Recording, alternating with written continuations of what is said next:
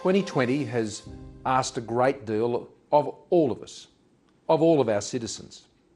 We've been forced to focus on the moment, on our immediate responses to this terrible virus. The years ahead will continue to be tough. Recovery is never easy. But we must always have an eye to the future, to the kind of world we want to leave to our children, well beyond this crisis. We need to safeguard our planet.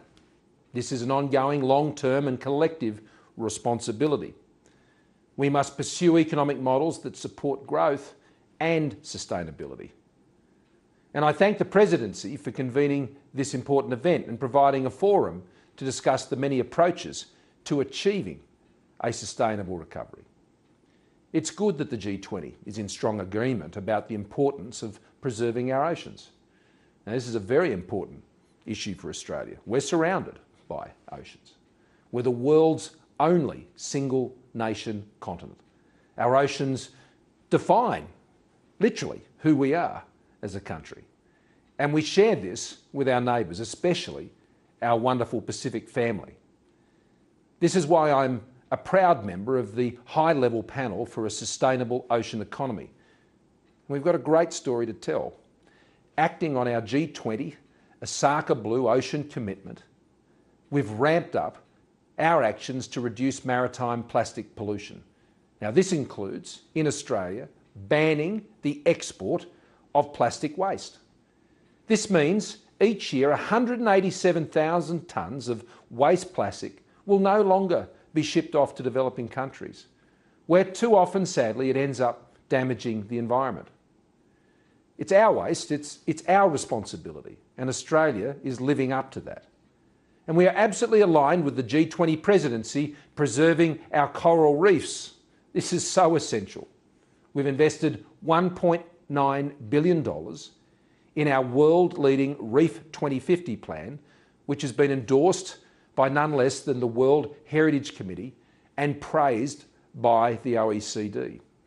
We've declared more than 1/3 of our national waters as marine parks. Now, that exceeds the global Aichi target for coastal states that would see them conserve 10% of their marine area by 2020. And we're right behind G20 leaders reaffirming the commitment to end illegal, unregulated and unreported fishing.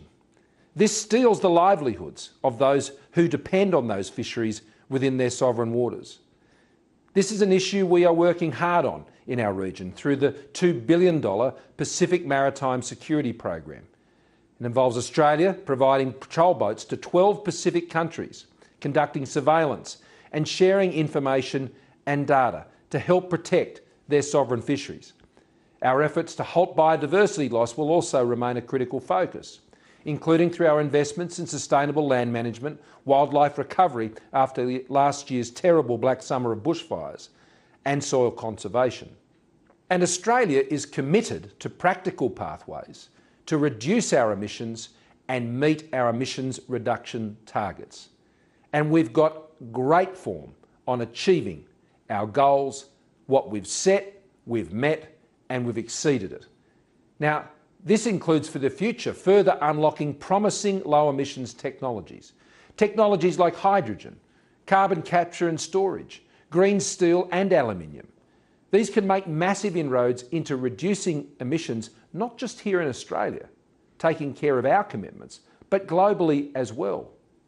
Australia remains firmly committed to the Paris Agreement and the commitments we have made.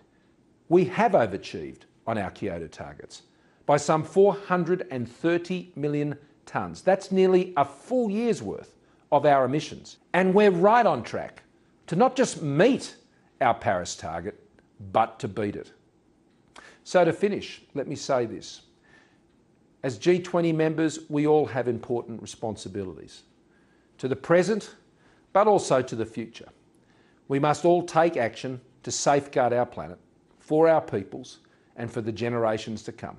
Thank you very much for your attention.